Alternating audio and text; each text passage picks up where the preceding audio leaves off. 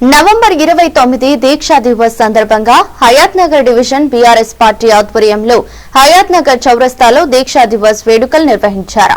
ఈ కార్యక్రమానికి ముఖ్య అతిథిగా ఎమ్మెల్యే దేవిరెడ్డి సుధీర్ రెడ్డి పాల్గొని కేసీఆర్ చిత్రపటానికి పాలాభిషేకం చేశారు।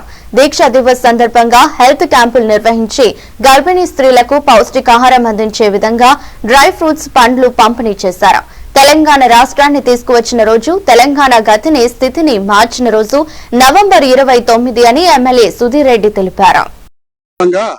హయత్ నగర్ లో హయత్ నగర్ డివిజన్ అధ్యక్షుడు శ్రీధర్ గౌడ్ గారు మరియు భాస్కర్ గారు, మాజీ కార్పొరేటర్ తిరుమల రెడ్డి గారు, ప్రదీప్ గారు, స్కైలాబ్ గారు, ఉద్యమం మల్లిక గారు, అందరు సీనియర్ బీఆర్ఎస్ పార్టీ నాయకుల ఆధ్వర్యంలో ఈ దీక్షా దివస్ కార్యక్రమం ఏర్పాటు చేయడం జరిగింది।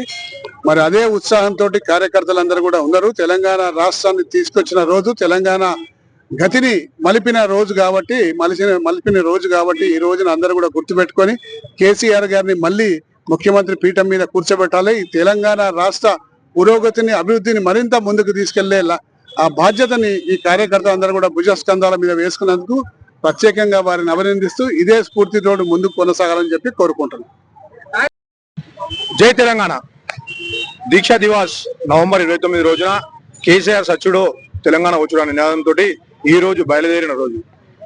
ఈ రోజు దీక్షా దివాస్ సందర్భంగా హైదరాబాద్ డివిజన్ లోని బీఆర్ఎస్ పార్టీ కార్యకర్తలు అందరం కూడా దీక్షా దివాస్ సందర్భం పురస్కరించుకొని గర్భిణీలకు మరియు అదేవిధంగా విద్యార్థులకు అందరికీ కూడా పౌష్టికాహారం ఈ కాంగ్రెస్ ప్రభుత్వంలో వైఫల్యం చెందింది కాబట్టి ఈ రోజు మేమందరం కూడా బీఆర్ఎస్ పార్టీ ఆధ్వర్యంలో గర్భిణీలకు మరియు విద్యార్థులకు అదేవిధంగా హాస్పిటల్ ఉన్నటువంటి రోగులకు అందరికీ కూడా మేము పళ్ళ కార్యక్రమం అదేవిధంగా హెల్త్ క్యాంపులు ఏర్పాటు చేయడం జరిగింది।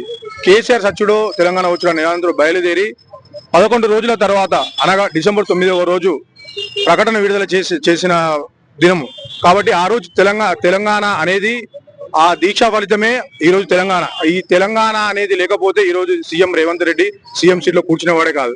కానీ కొంతమంది కాంగ్రెస్ పెద్దలు 420 హామీలు ఇచ్చి ఈ రోజు తెలంగాణ ప్రజలను ఎంత ఇబ్బందికరంగా చేస్తున్నారో తెలంగాణ ప్రజలందరూ చూస్తున్నారు।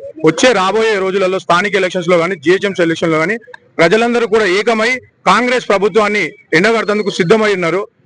జై తెలంగాణ, జై కేసీఆర్।